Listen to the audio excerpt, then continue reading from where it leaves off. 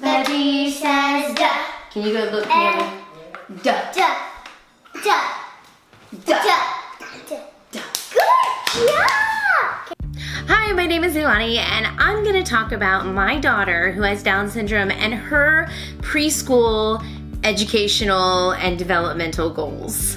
This is part 2 of a series because I just did a part 1 discussing where she is with her growth and development. This is about her goals for this year. And as the light startled our eyes, we let go of disguise. And now there's something in the air. Now, after a week of just consulting with her physical therapist, occupational therapist, speech therapist, and aqua physical therapist, I compiled a list of goals that we want to work. I am a homeschool mom. I have decided this year to homeschool her in the state of Florida, which is wonderful. Florida's awesome. We get this amazing scholarship, and this year she was granted $8,000 to buy supplies for her educational needs. But I do want to share with you, I'm using, thank you, Miss Wendy, this amazing homeschool planner to keep note of all our educational and physical goals for Naomi. So let me just kind of get started with going through them with you. I'm gonna start with speech because Naomi's like a hot mess in speech. A hot mess. That's the only way I can describe it. Okay, so she understands a lot of things. You can ask her where something is and she will point to it. Like, look at this picture, which one's yellow? She points to it. Look at this picture, which one's a dog? She can point to it. But she doesn't want to talk. Where's the pig? Where's the pig? That's the pig, good job. Can you put the pig on the puzzle? Good job, okay. And that is called her expressive language. She needs help with her expressive language. The way we are doing this is she does go to speech therapy twice a week, and we are teaching her sign language, but I'm choosing to work very closely with her on forming certain letters with my mouth, not giving things to her until she tries to repeat it back. Ah. Ah. Good job. I am looking into doing another program with her at home that is geared towards speech in lieu of her speech, because my goal this year is to see her expressive language grow. I want her to say more than 30 to 50 words. With physical therapy, Naomi is taking off like a jet. She's doing awesome. But I do still have some goals in mind. I was told by her physical therapist and her speech therapist that if she is really improving in the movement side of things, physical side of things, her language is gonna suffer.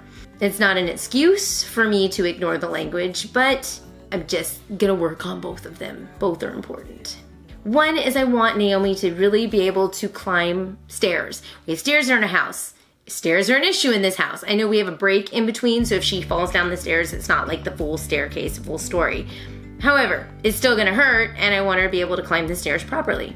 Another goal is I want her to be able to jump with both feet. Now I'm getting down in there, helping her bend her knees, pushing her down, helping her jump. Her physical therapist did show me how to do this correctly, and so we're gonna keep pushing through and doing that.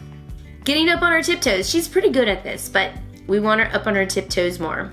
Of course, we have the throw and catch. She's good at throwing. I think all preschoolers and toddlers are really good at throwing, but the catching part of it, we gotta work on that some more. So that's another goal of ours. And of course, then there's kicking and there's stomping. She doesn't know how to stomp. Kicking, she air kicks a lot, so we wanna get that really focused on having something in sight.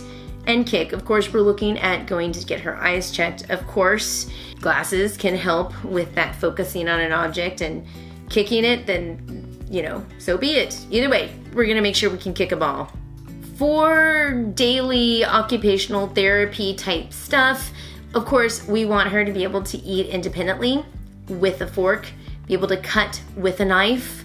We want her to be able to pull apart food, working on those fine motor skills, because eventually, well, actually now, we are learning how to color and write, drawing circles, drawing lines, knowing the difference between those two and being able to do them well. That is definitely a fine motor handwriting educational goal of mine for her. Of course, I want her to put on her clothes. That's a lot with the sensory processing and of course fine motors as well.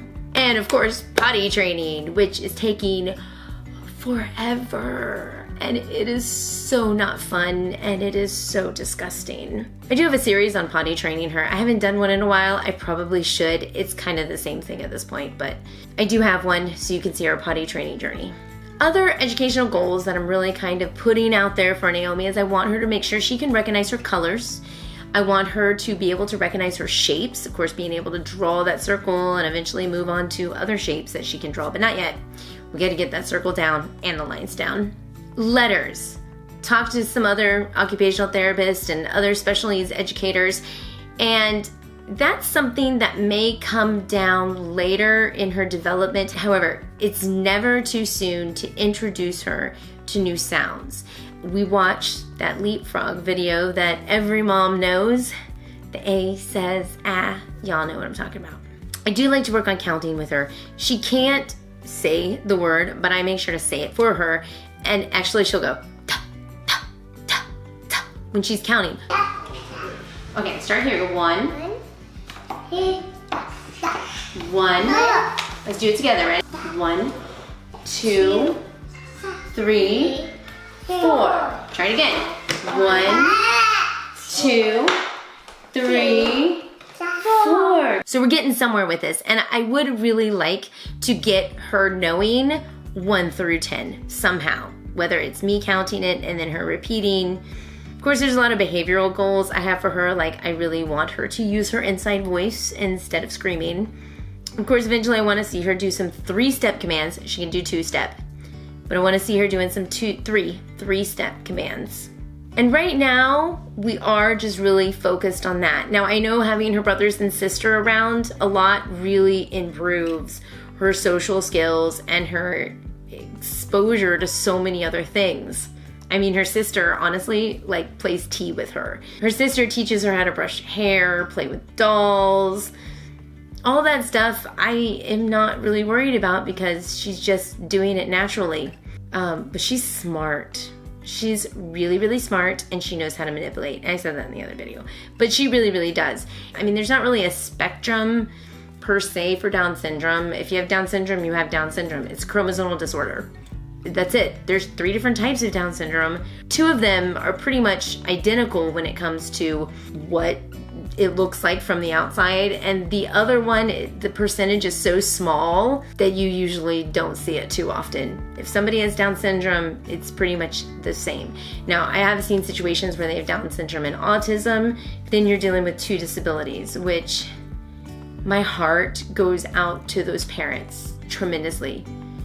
I sometimes think Down syndrome's easy compared to autism. My nephew has autism, and I love that kid though. Oh my gosh, I love that kid. The point though is that the educational goals of a kid that has special needs is going to look totally different than educational goals for kids that don't have special needs, or even, you know, each special needs, they're different, they're unique, they're all gonna have their own educational goals, and these are Naomi's.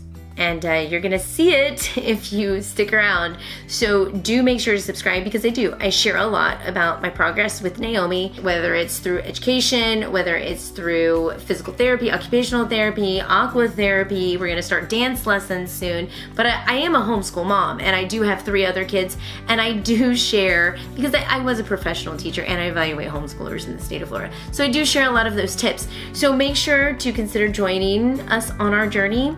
And of course, I will stick some videos on my face so you can check it out. Give us a thumbs up if you like this video, and I will see you guys in our next video.